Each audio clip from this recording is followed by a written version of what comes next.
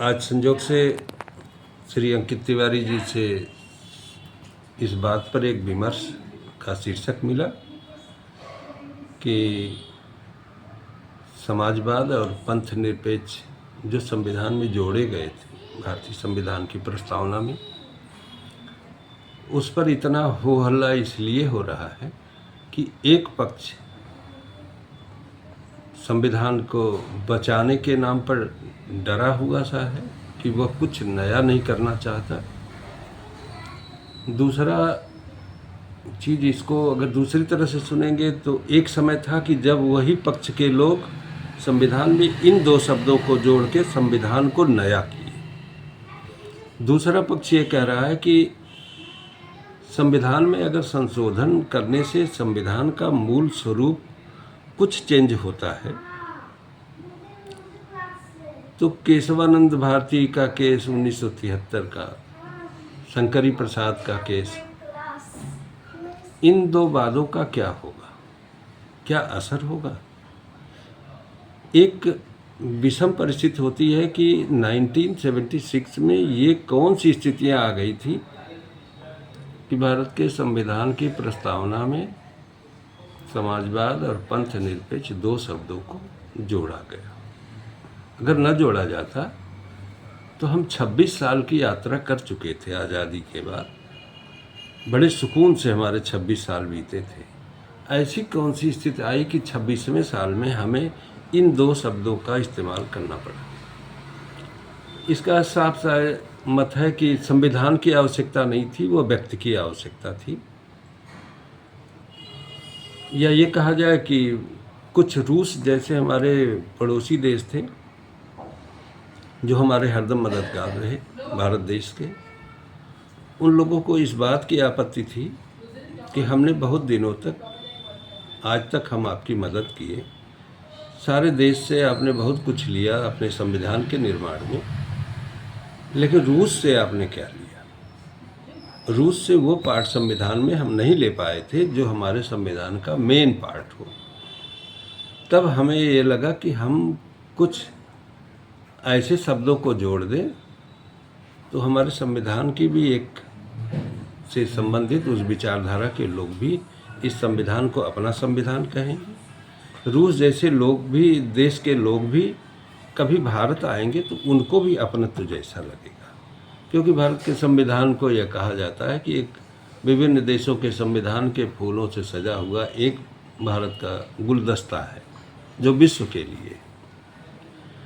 अब वर्तमान समय में प्रासंगिक बात यह हो जाती है कि जिन लोगों को अनुच्छेद 16(4), 16(5), 15(4), 15(5), 15(6) के अनुसार लाभ मिल रहा है, या ये कहा जाए कि उन्हें शैक्षणिक या पिछड़ापन के आधार पर या आर्थिकपन के आधार पर कुछ उनको रिजर्वेशन या आरक्षण की बात की गई। Indira Sahni versus union of India 1993 और एक केस और आई थी, Indira Sahni versus union of India 2000 supreme court में ये कहा गया कि वर्गीकरण करके जातियों को उनके परसेंटेज के आधार पर उनको आरक्षण दिया जाए सरकारी नौकरियों में। अब इन सरकारी नौकरियों के आरक्षण की बात में समाजवाद और पंथ निरपेक्षता को अगर हम हटा दें तो क्या ये बाद के जितने वाद आए जिस पर सुप्रीम कोर्ट की फाइंडिंग है, बड़ी बेंच के निर्णय हैं, उनका क्या होगा। समस्या ये होती है वर्तमान में, जो भी लाका विधि का विद्यार्थी है, चाहे वो फर्स्ट ईयर में पढ़ने आया हो चाहे सेकेंड ईयर में, पहले कभी यह संविधान एक ही सेमेस्टर या एक साल में पढ़ाया जाता था बार काउंसिल के अनुसार। एक विद्यार्थी के ऊपर एक 400 पेज का संविधान की एक हल्की फुल्की व्याख्या से उसे परिचित करा दिया जाता था। अब इस संविधान में 106 संशोधन हो चुके। जो संविधान का मूल स्वरूप था वह स्वरूप अब अपने मूल स्वरूप का 3 गुना हो गया। तो यह भार न जजेस पर आए हाई कोर्ट के, सुप्रीम कोर्ट के, न यह भार वकील लोगों पर आए जो पक्षकार की तरफ से कोर्ट में पक्ष रखते हैं। इवन यह भी कहा जाए कि यह भार शिक्षक पर भी नहीं आया जो संविधान का अध्ययन करवाते हैं। यह बात केवल यह भार स्वरूप विद्यार्थी पर आ गई कि वह विद्यार्थी एक बार में 700 पेज का संविधान में जो जो चीज़ें बनी हैं बीच के आने वाले सालों में, जो वर्षों में उसमें जोड़ी गई, वो सारी चीज़ें वह विद्यार्थी 6 महीने या 1 साल में कैसे पढ़ पाएगा। और टीचर जो प्रश्न बनाता है वो कितना प्रश्न बनाएगा कि वो 75 साल के संवैधानिक प्रगति में वो 5 या 10 क्वेश्चन बना दे। कितना लेक्चर चलेगा इसका, कितने क्रेडिट का होगा, कितने इसके पिन पॉइंट लेक्चर होंगे, तब वह कोर्स ख़त्म किया जाएगा। इन स्थितियों में हम लोगों ने उस संविधान को 2 पार्ट में करके पढ़ाया। एक पार्ट उसको अनुच्छेद 51 तक पढ़ा दिया, दूसरे पार्ट में हमने एग्जीक्यूटिव पढ़ा दिया, कार्यकारी। अब रह गई कि अगर इन 2 शब्दों को हटाया जाए तो हमारा मूल संविधान में कौन कौन सी चीज़ें पड़ी थी सुरक्षित, वो 1976 जैसा हो जाएगा। दूसरा, हम कौन से संविधान को अलग कर रहे हैं, क्या उसमें प्रगति हुई, वह प्रगति का एक अलग चैप्टर बन जाएगा। तो इस तरह से विद्यार्थी को भी समझने में यह हो जाएगा कि 2 पार्ट में यह संविधान हो गया।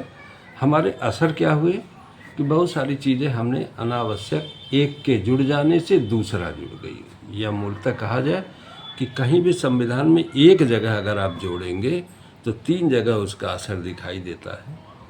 एक अनुसूची में दिखाई देगा, एक अनुच्छेद बढ़ जाएगा, एक अध्याय के साथ चला जाएगा, एक मूलतः वह संविधान संशोधन की लिस्ट में आ जाएगा। तो एक विद्यार्थी जो नया संविधान पढ़ने वाला आया उसके फेवर में तो 4 चीज़ें बढ़ गई और पढ़ाने वाले के फेवर में 4 बढ़ गई। तो इस तरह से देखें कि नंबर ऑफ सीरीज जितना सिक्वल में 106 संशोधनों की है और जबकि बिल पास हो गई 130 की। तो इन स्थितियों में ये कहा जाए कि संविधान में अगर बहुत सारी चीज़ें अब जरूरी जो जोड़ी गई हैं, जिन्हें JS. Verma committee, justice JS. Verma की कमेटी की एक रिपोर्ट में कहा गया कि संविधान की फिर से समीक्षा होनी चाहिए, तो वो समस्या वहीं रह गई क्योंकि समीक्षा में यह निष्कर्ष निकाला गया, सबसे अच्छी लार्ज बेंच का जजमेंट था।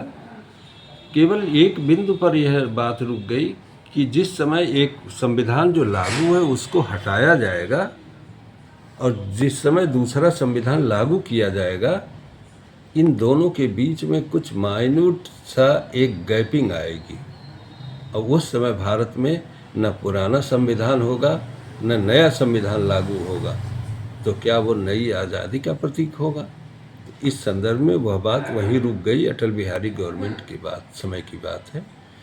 अभी की बात यह है कि अगर इनमें से 2 शब्द हटा देंगे तो हम मूलतः उन देशों से अपने संविधान के भाग को लिए हैं, कुछ भागों को लिए हैं जिनके यहाँ 2 दलीय व्यवस्था है। हमारे यहाँ बहुदलीय हो गई।